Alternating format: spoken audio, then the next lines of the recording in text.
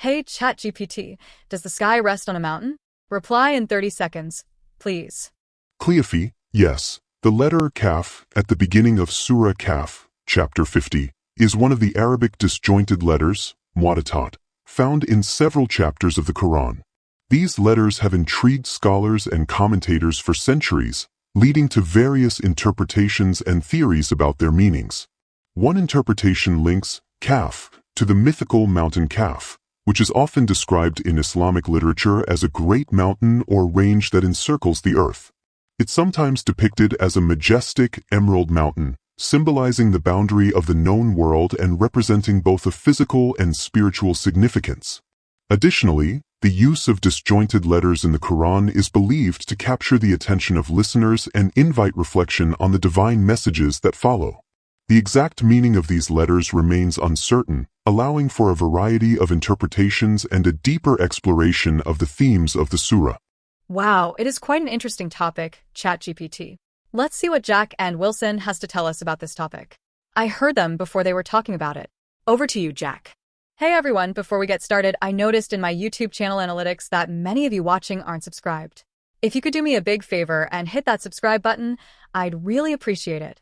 It motivates me and helps the channel grow, so I can create more videos like the one you're about to see.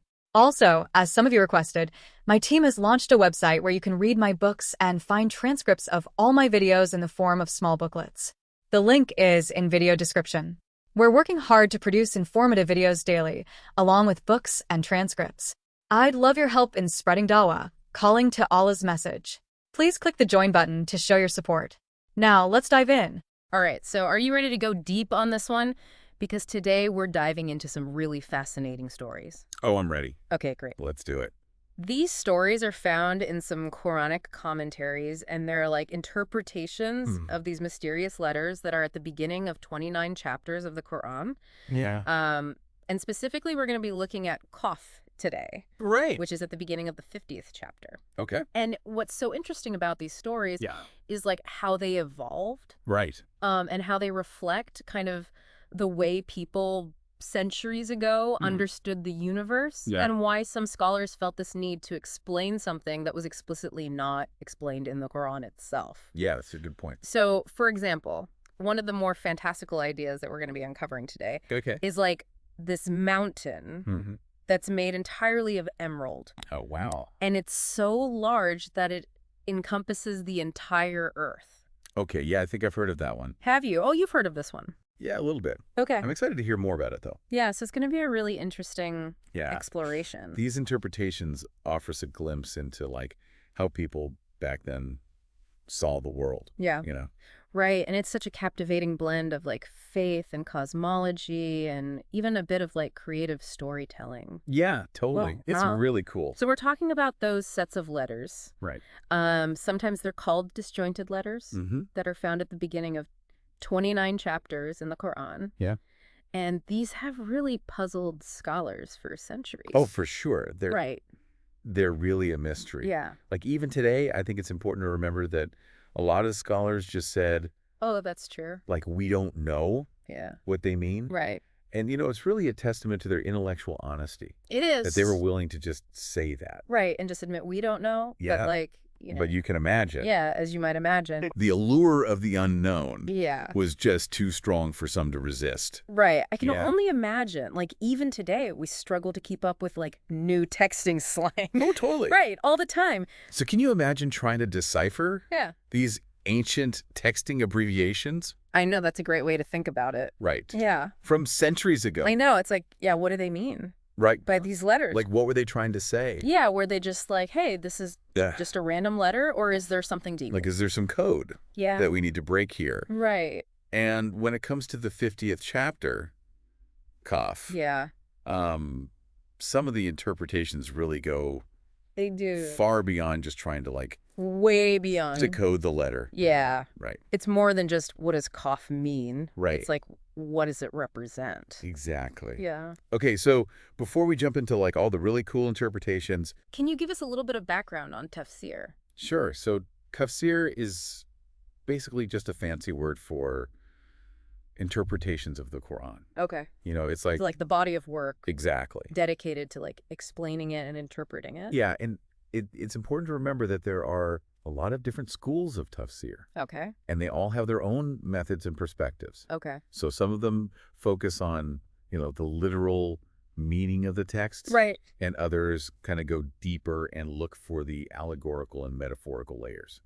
Okay. So we have different schools of thought, Yeah. all kind of attempting to like unravel Right. the mysteries of the Quran. Absolutely. So that makes these fantastical interpretations even more interesting. For sure. Because it suggests that even within the world of tafsir, Right. like there was this room Yeah. There was definitely room for creativity. for these like imaginative leaps. Yeah, for sure. Right. Like it wasn't all just like, Right. here's the literal meaning. Exactly. It was like, Okay. well, what could this also mean? Right. What could this also represent? And Yeah. it really speaks to the like diversity of thought and interpretation Yeah. that has always existed within Islamic scholarship. Oh, for sure. Right. Definitely. Okay, so let's go back to Qaf.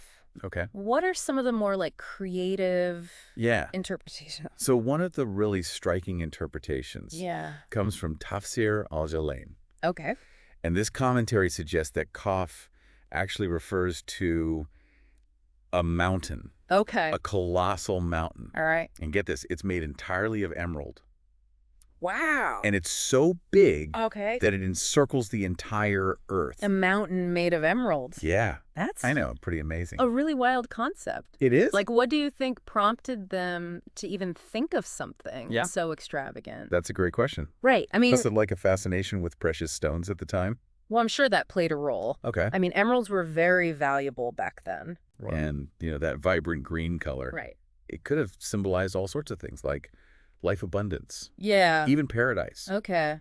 you know. So they viewed the universe as a place of like unimaginable abundance. I think that's a really interesting point. Yeah.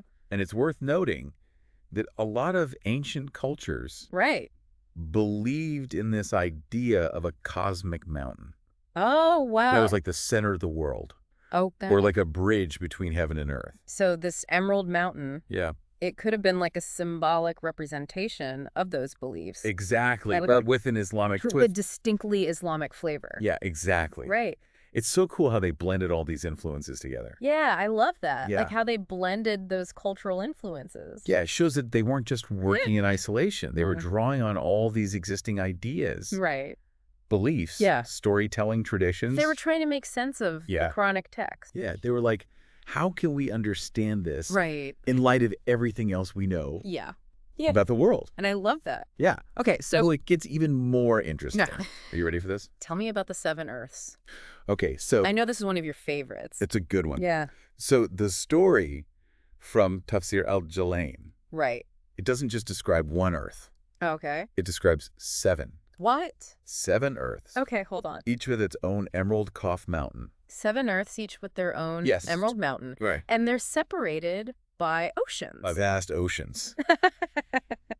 Okay, now I am picturing Right. some kind of like ancient, Yeah. fantastical video game Oh, world. I know. It's like a level. All Like right. you go to one Earth and then Right. you got to get to the next one.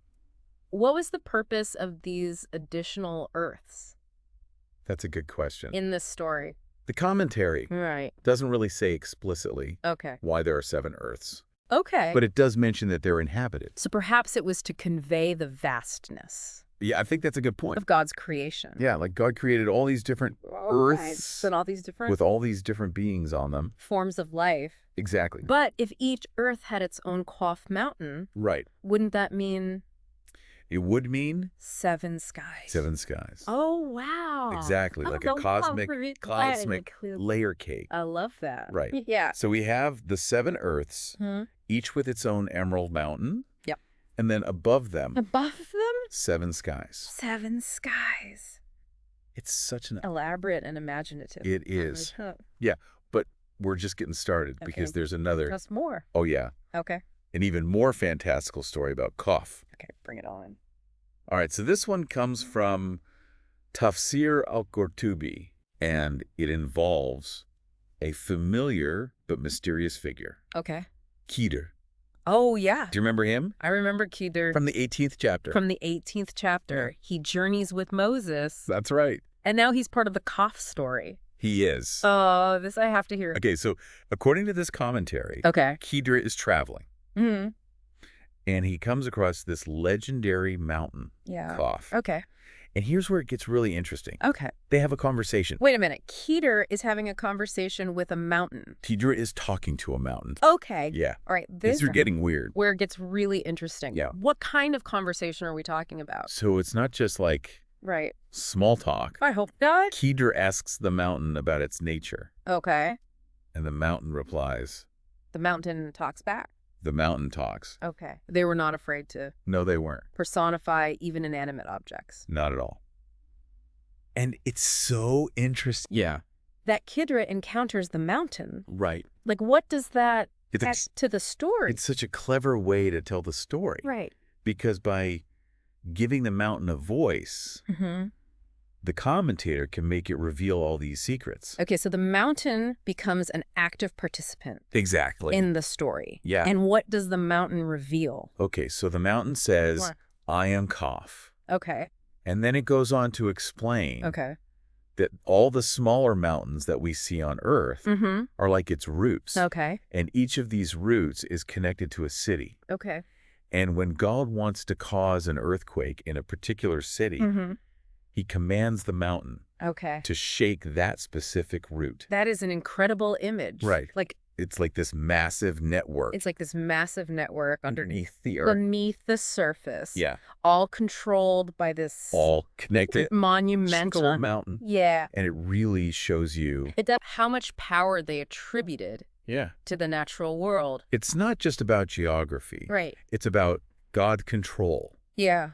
over creation. And his ability to, like, Yeah. influence events on Earth Exactly. through these incredible Through nature. natural phenomena. Yeah. And just when I think it can't get any more elaborate, What is more? I'm sure there's more. Yeah. What other secrets does Yeah. this talking mountain reveal? Remember how the Emerald Mountain was holding up the sky? Yes. Okay, well, in this version, Yeah. the mountain says Mm-hmm. that it actually needs protection itself. The mountain needs protection. The mountain needs protection From what? from the heat of hell. Oh, wow. Yeah, and guess how it's protected? How? By a giant Earth. Another Earth. Another Earth Okay. made entirely of ice Whoa. that's behind it. Okay, so not only do we have 7 Earths with emerald mountains, Right. we have this hidden Here's this hidden, icy Earth icy Earth. shielding everything from the fires of hell. Yeah, it's like a cosmic safeguard, Right. like a barrier It's a barrier between between our the world world and the underworld. and the underworld. Yeah.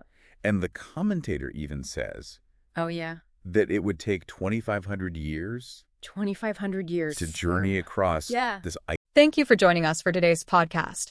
I hope you've gained some valuable insights. If you're a truth seeker, yearning for divine light and ready to step out of darkness, now is your moment. The truth is that Allah is the one and only creator of the universe.